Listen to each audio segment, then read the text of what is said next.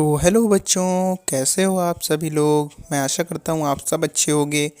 मैं फिर एक वीडियो लेक्चर लेके आया हूँ जो कि क्लास 8 की चैप्टर 3 है, सिंथेटिक फाइबर्स एंड प्लास्टिक। अगर बेटा आपने चैप्टर 2 नहीं देखा है तो मैंने वीडियो डाल रखी है अपने चैनल पे, वरना मैं आई बटन दे दूँगा, ऊपर आ रहा होगा। चलिए, इस अगर मैं आपसे एक क्वेश्चन पूछता हूँ, जो हमारे क्लॉथ्स होते हैं वो किससे बने होते हैं, तो एक सिंपल सा बेटा एक फंडा है, फैब्रिक के बने होते हैं। और ये जो फैब्रिक्स जो होते हैं ये फाइबर्स के बने होते हैं। तो ये जो फाइबर्स जो टॉपिक है, इस लेसन में पूरे फाइबर्स के बारे में डिस्क्रिप्शन इसका दिया हुआ है। लॉन्ग ब्रीफ डिस्क्रिप्शन इसका इस पूरे चैप्टर में है, तो उसी की मैं बात करूँगा और आपको पूरी तह तक पहुंचाने की कोशिश करूंगा, जो कि एग्जामिनेशन पॉइंट ऑफ व्यू से वेरी वेरी इंपॉर्टेंट है। तो चलते हैं बिना किसी टाइम वेस्ट किए, लेट्स गेट स्टार्टेड। तो ये chapter 3 synthetic fibres and plastic. पहले बात की गई है natural fibres and synthetic fibres की। देखो सिंथेटिक फाइबर्स क्या होते हैं। एक मिनट में कलर चेंज कर लेता हूँ, पहले सेलेक्ट कर देता हूँ। नेचुरल फाइबर्स के बारे में बताया है। तो नेचुरल फाइबर्स क्या होते हैं, ये फाइबर जो होते हैं ऑब्टेन होते हैं हमको प्लांट्स और एनिमल्स से। इसका एग्जांपल कॉटन, जूट और सिल्क है। उसके बाद सिंथेटिक फाइबर जो होते हैं मैन मेड आर्टिफिशियल फाइबर्स होते हैं, केमिकल से बने होते हैं। इस केमिकल का क्या नाम है, पेट्रोकेमिकल्स का यहाँ पर नाम दिया गया है इसको। कौन सा केमिकल का नाम दिया गया है, पेट्रोकेमिकल्स का नाम दिया है। इसका example nylon, rayon, polyester, acrylic etcetera. Next पे चलते हैं। सिंथेटिक फाइबर्स की यहाँ पर बात की। Synthetic fibre is chain of many small unit join together. ये छोटे छोटी जो सब्सटेंस होते हैं उनकी एक यूनिट्स होती है जो टुगेदर, जो साथ मिल के एक बड़ा सा फाइनल प्रोडक्ट बनाती हैं, उसको सिंगल यूनिट कहते हैं। तो वही यहाँ पर आपको बताया है। Each small unit is a chemical substance. एक छोटी से छोटी यूनिट केमिकल सब्सटेंस होती है। Many such small unit join together to form large unit. ये छोटी छोटी यूनिट्स मिल के आपस में जुड़ के एक लार्ज यूनिट का फॉर्मेशन करती हैं। उस लार्ज यूनिट का फॉर्मेशन को नाम दिया है यहाँ पर पॉलीमर। पॉलीमर उसको कहते हैं। तो ये देखिए यहाँ पर अगर हम डायग्राम में देखें तो ये छोटे छोटे जो स्मॉल यूनिट्स, मतलब इनको बीड्स जो होती हैं माला की, तो ये एक मिल के पूरा एक माला का क्रिएशन करती हैं। और ये देखो चेन ऑफ बीड्स यहाँ बताया। यहाँ पर पेपर क्लिक अगर हम लोग ज्वाइन कर दें तो ये भी एक फाइनल प्रोडक्ट या किसी शेप का कोई एक ऑब्जेक्ट टाइप में बना देगा, तो उसको भी यहाँ पर चेन ऑफ पेपर क्लिप्स का नाम दिया। नेक्स्ट पे अगर चलते हैं, टाइप्स ऑफ, कितने टाइप के सिंथेटिक फाइबर्स होते हैं, तो बहुत there are different types of synthetic fibre. Rayon, nylon, polyester, acrylic etcetera. Rayon के बारे में बात करें तो इसको हम आर्टिफिशियल सिल्क का भी नाम देते हैं। क्या नाम देते हैं, आर्टिफिशियल सिल्क का। रेयॉन एक सिंथेटिक फाइबर है जो केमिकल से बना होता है, उसका नाम है वुड पल्प। क्या नाम है, वुड पल्प। रेयॉन प्रॉपर्टीज़ जो होती हैं उसकी सिमिलर होती हैं, किससे, सिल्क से सिमिलर होती हैं। अधिकताएं जो सिल्क से थोड़ी थोड़ी मिलती हैं। It is also called artificial silk. उसको आर्टिफिशियल सिल्क के नाम से भी जानते हैं। सस्ता होता है सिल्क से। It is use for making dress material, dress material बनाने का काम आता है। अगर इसको हम मिक्स कर देते हैं कॉटन से तो ये बेडशीट बनाने का काम आता है, कर्टेंस बनाने का काम आता है। अगर वूल से मिक्स कर दें तो कारपेट्स, मैट्स बनाने के काम आता है। ये हमारा ड्रेस मटेरियल्स, ये शायद मुझे लगता है ये शायद ड्रेस मटेरियल्स, ये वाला डायग्राम आपका ड्रेस मटेरियल्स हो गया, और ये आपके मैट्स हो गए, ये कर्टेंस हो गए आपका। नेक्स्ट पे क्लिक करते हैं। उसके बाद नाइलॉन के बारे में यहाँ पर डिस्क्रिप्शन दिया है। तो नाइलॉन एक सिंथेटिक फाइबर होता है, कोल से बनता है, वाटर और एयर से बनता है, तीन चीज़ से बनता है। लाइट होता है, हल्का होता है, स्ट्रांग होता है, इलास्टिक होता है, लश्चरस होता है, साफ से साफ वॉश हो जाता है अच्छे से। अगर यहाँ पर एक देखिए की पॉइंट इंपॉर्टेंट दिया है, nylon thread is stronger than steel wire.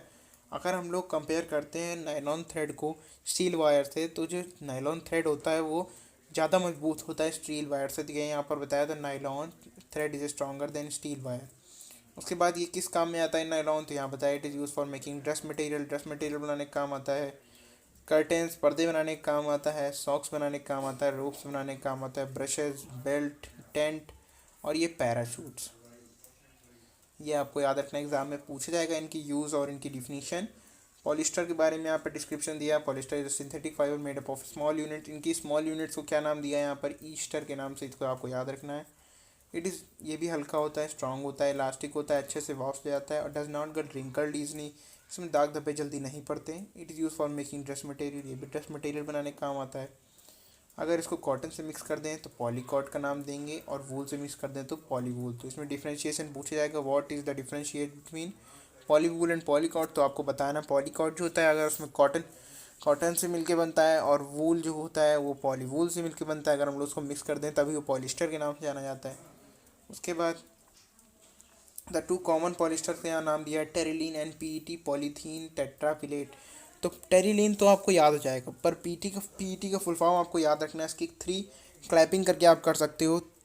तो टेरीपैथलेट, टेरीपैथालेट, टेरीपैथालेट, इस तरह आपको याद करना है। पीटी का फुल फॉर्म क्या है? तो पॉलीथीन टेरीपैथालेट, टेरीपैथालेट, इसको आपको याद रखना है। दोनों पॉलिस्टर की यूज़ बताएं। टेरिलीन किस काम आता है? It is polyester use for making dust material के काम आता है। और पीटी जो होता है वो बॉटल्स बनाने के, बर्तन बनाने के, फिल्म्स बनाने के, वायर्स बनाने के। तो ये देखो यहाँ पर दिखाया है पूरा डायग्राम, यहाँ पर आप देख लो। नेक्स्ट पे क्लिक करते हैं, चलते हैं आगे।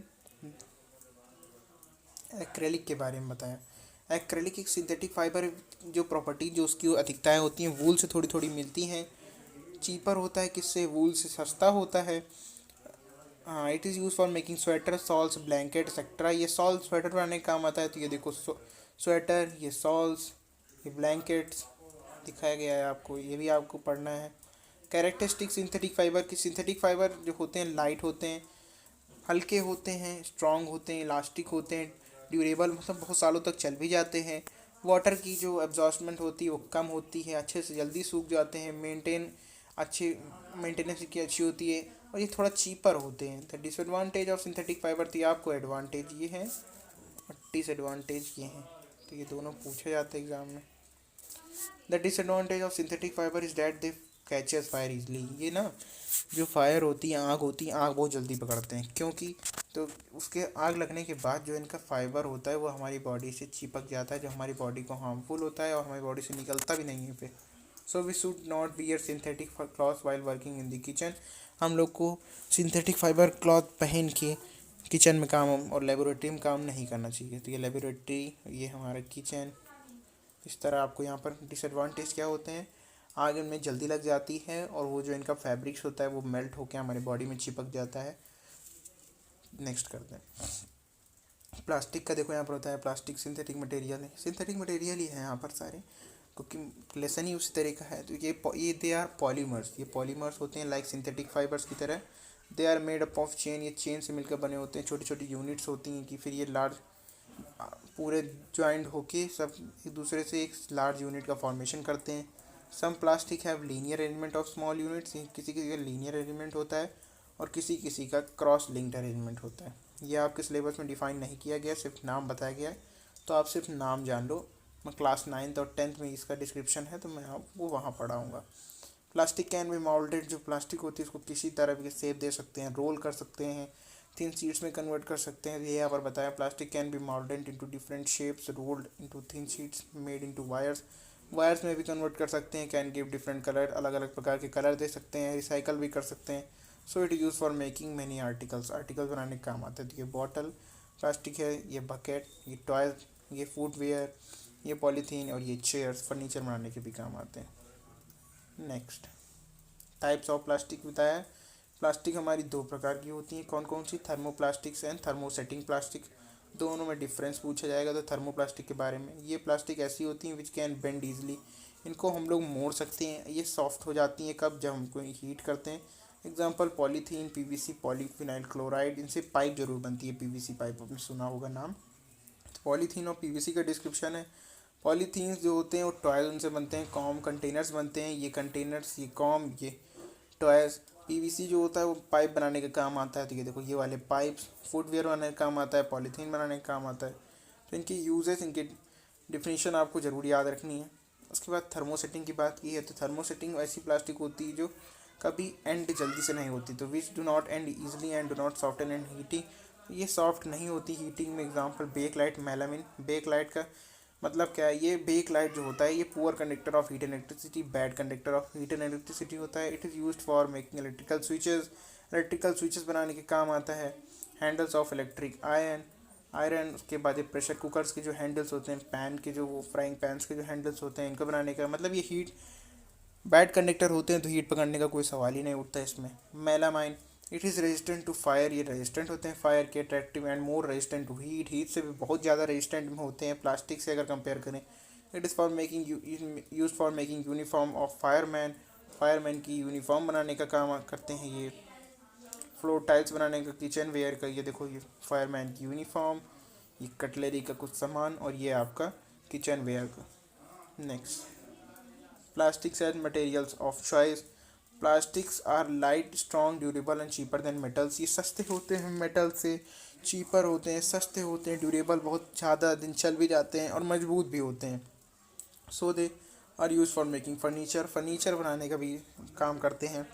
व्हीकल के जो पार्ट्स होते हैं, एयरक्राफ्ट, स्पेस क्राफ्ट, ये देखो ये फर्नीचर, ये parts of vehicles, aircraft, spacecraft और एक्सेट्रा, मतलब स्टोरेज का भी काम करते हैं। Plastic do not react with air, ये एयर वाटर से रिएक्ट नहीं करती है और ख़राब भी नहीं होती है, corrode. So they are use for making containers, ये देखो ये कंटेनर्स के काम आता है। For storing many kinds of materials like chemicals, chemicals laboratory में काम आता है तो उसी को स्टोर करने में काम आता है। प्लास्टिक जो होते हैं poor conductor of heat and electricity, poor conductor होते हैं हीट और इलेक्ट्रिसिटी, तो they are use for making electric wires, तो इलेक्ट्रिक वायर्स बनाने के, इलेक्ट्रिक स्विचेस के, handles of iron, handles of pressure cookers और किचन वेयर का सामान बनाने में। प्लास्टिक्स एंड इन्वायरमेंट, अब यहाँ प्लास्टिक और इन्वायरमेंट की बात की गई है तो आप ये पढ़ते चले आ रहे हो, बायोडिग्रेडेबल और नॉन बायोडिग्रेडेबल। तो बायोडिग्रेडेबल बच्चों वो होते हैं जो डिकम्पोज आसानी से हो जाते हैं, किसके द्वारा, माइक्रो ऑर्गेनिजम्स के द्वारा, example would, paper, leather etcetera. और नॉन बायोडिग्रेडेबल मटेरियल जो होते हैं वो कैन नॉट बी डिकम्पोज, वो डिकम्पोज नहीं हो पाते, इनको सालों लग जाते हैं डिकम्पोज होने में। तो कौन कौन सा एग्जांपल, तो plastic, glass, metals. Plastic takes several years of decompose, मैंने बताया साल लग जाते हैं, इन्वायरमेंट फ्रेंडली नहीं होते हैं, पॉल्यूशन भी फैलाते हैं, किसका किसका, वाटर और सॉइल का। In if plastics are burnt out, अगर इनको हम जलाते हैं तो इससे पॉइजनस गैस निकलती है जो कि बहुत हार्मफुल है अपने एयर को। तो अगर इसको हमको कम करना है, मिनिमाइज़ करना है, तो क्या क्या स्टेप्स हमको लेने पड़ेंगे। तो अवॉइड यूज़ ऑफ प्लास्टिक्स, अगर हम प्लास्टिक का जो काम यूज़ है कम कर दें, जैसे हम लोग पॉलीथीन लेते हैं सामान ले जाने के लिए, तो हम लोग एक जूट का कोई बैग रख सकते हैं जिससे हमारी जो इन्वायरमेंट फ्री होगा, इको फ्रेंडली बन सकता है। उसके बाद नेक्स्ट स्टेप बताया है, हाँ ये देखो मैंने जो भी बताया ये बताया, use bags made of cotton, cotton के जो बैग्स होते हैं, जूट के बैग्स होते हैं। बायोडिग्रेडेबल और non biodegradable waste should be collected, इनको कलेक्ट करके डिस्पोज कर देना चाहिए अलग अलग करके। जैसे जो गीला कचरा होता है उसको अलग, और सूखा कचरा अलग, जिनको हम लोग डंप कर सकते हैं सॉइल के अंदर, जिससे हमारा मैन्योर और इन सॉइल की जो फर्टिलिटी वो भी बढ़ा सकता है। साथ में नहीं रखना चाहिए। Plastic should can be recycle, plastic जो वेस्ट होता है वो रिसाइकल भी हो सकता है। अब जैसे ये देखो ये डायग्राम है ये वाला, इसमें कुछ बॉटल्स होंगी, क्लॉक्स होगी, स्विचेस होंगे, कुछ कपड़े होंगे, तो ये रिसाइकल हो सकते हैं फैक्ट्री में जाके दोबारा। इनको हमको बर्न नहीं करना चाहिए, जूट बैग का प्रयोग करना चाहिए, पॉलीथीन बैग्स का नहीं करना चाहिए।